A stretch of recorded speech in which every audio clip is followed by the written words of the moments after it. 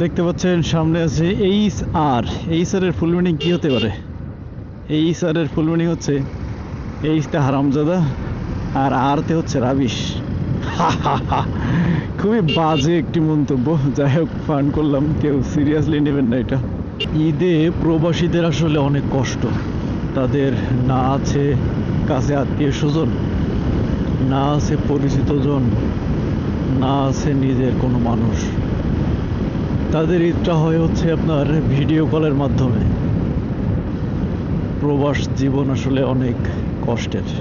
ভাঙ্গাচোরা রাস্তা শেষ করে এবার হচ্ছে একটু ভালো রাস্তায় ঢুকলাম।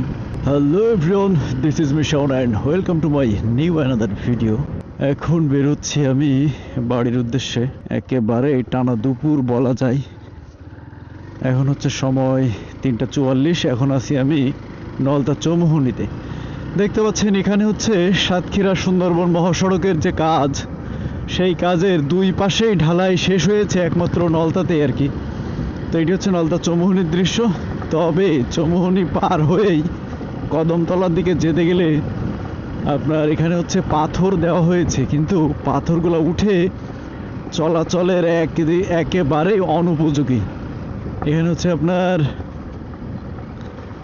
এই পাথরগুলোতে প্রচুর স্লিপ হচ্ছে। এই জন্য যারা চলবেন খুব সাবধানে চলবেন, বিশেষ করে মোটর সাইকেল সাইকেল মানে দুই চাকার বাহনগুলা খুব সাবধানে চলতে হবে। তবে রাস্তাটি বড় করে বেশ ভালোই লাগছে আর কি, এই অন্যরকম একটা ফিল। তবে এখন প্রচণ্ড পরিমাণে ধুলা খেতে হচ্ছে। দেখুন বাস একটা আসতেছে, মনে হচ্ছে যে সৌদি আরবের অথবা দুবাইয়ের কোনো একটা বালুর মরুভূমি দিয়ে আসতেছে বাস। সামনে কিছুই দেখা যায় না।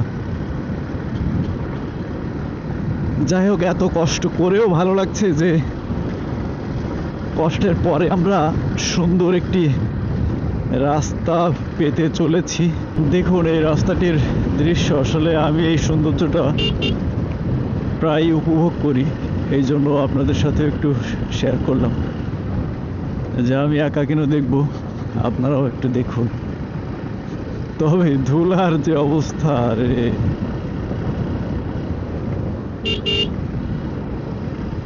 পুরাই কুয়াশার মতো রাস্তা।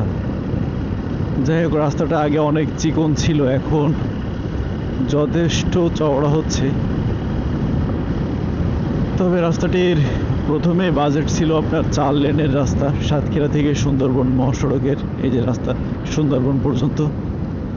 তো এর মধ্যে কাটাকাটি করতে করতে সর্বশেষ 2 লেনে এসে থেমে আছে।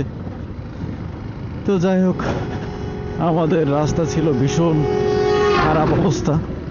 এবং এটি দেখতে পাচ্ছেন অরিজিনাল যে রাস্তা, সেই রাস্তাটি হচ্ছে এটি। তো অরিজিনাল রাস্তাটি অনেক চিকন ছিল, এখনকার রাস্তাটি যাই হোক কিছুটা হলেও চওড়া হচ্ছে। ও বাস হচ্ছে স্টার্ট হচ্ছে না, এই জন্য ঠেলার জন্য প্রস্তুতি নিচ্ছে। এটি হচ্ছে আপনার কালীগঞ্জ বাস টার্মিনাল।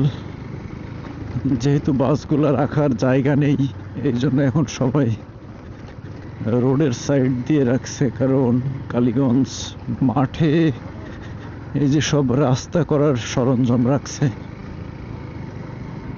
যার কারণে বাসগুলো ওইভাবে রাখার জায়গা পাচ্ছে না। দেখুন কালীগঞ্জ ব্রিজের আগে কত সুন্দর বেশ মোটাসোটা একটা রাস্তা হতে যাচ্ছে। আমরা অপেক্ষায় আছি কবে আমাদের এই কাজটি শেষ হবে। ব্রিজ পার হয়েই আবারও আপনার সেই পাথর, এই পাথরের উপর দিয়ে দেখুন রাস্তা এখান থেকে হচ্ছে পাইলিং করা হয়েছিল, বেশ খরচ এখানে করেছে। এই পাথরের উপর দিয়ে চলাটা খুবই মুশকিল, চাকা শুধু স্লিপ হয়। এখানে আপনার ব্রেকও ধরা যাবে না, কারণ ব্রেক ধরলেই কাজ করবে না। ভাঙ্গাচোরা রাস্তা শেষ করে এবার হচ্ছে একটু ভালো রাস্তায় ঢুকলাম। তবে রাস্তাটি ভিতরে হওয়ার কারণে মানুষজন আসলে অত বেশি সচেতন নয়। হুটহাট করে রাস্তার মাঝখানে চলে আসে এবং রাস্তায় যারা থাকে হর্ন দিলেও খুব একটা বেশি সাইডে যেতে চায় না। একটু সতর্কতার সাথে যেতে হবে। এই যে দেখুন, এখানে সাইকেলওয়ালাও অসচেতন এবং বাইকওয়ালাও অত স্পিড থাকলে হবে না। এটি হচ্ছে এখানে 4 রাস্তা, 4 না 3 রাস্তার মুখ। এখানে আসতে হবে ছোলো দেখে শুনে, তারপরে পার হতে হবে। দেখুন মোটর সাইকেলে বসে আমি হচ্ছে খেজুর পারবো। এই যে মোটর সাইকেলে বসে আছি, এখানে হচ্ছে খেজুরের সংখ্যা অনেক কম, তবে পাকা খেজুর। এই যে এটি হচ্ছে আমরা ছোটবেলায় প্রচুর খেতাম, ওদিকে আরো বেশি ছিল, কিন্তু সেটি হচ্ছে, যাই হোক আমি এটিকে হচ্ছে এখন খাওয়ার ট্রাই করব।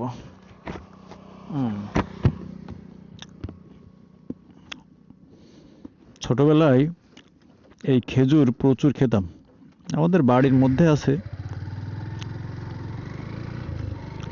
যাই হোক, বাইকে বসেও যে খেজুর পেড়ে খাওয়া যায়, এটি আসলে সুন্দর একটা মুহূর্ত। দেখুন আগামীকাল ঈদ, এই জন্য কোরবানির গরু নিয়ে যাচ্ছে 5-6 জন ধরে। এই খেজুর আমরা ছোটবেলায় ফজরের আজান দিলে উঠে তলায় চলে যেতাম, গাছতলায় চলে যেতাম খেজুর খোটার জন্য। আর এখন খেজুর পড়ে থাকে, কেউ খায় না, পোলাপান এখন সব ভিআইপি। ওহো, এই একটা গাছ দেখুন, প্রচুর খেজুর হয়েছে ওখানে। আজ এই পর্যন্তই, দেখা হবে নেক্সট কোনো ভিডিওতে। ভালো থাকবেন সবাই, আল্লাহ হাফেজ।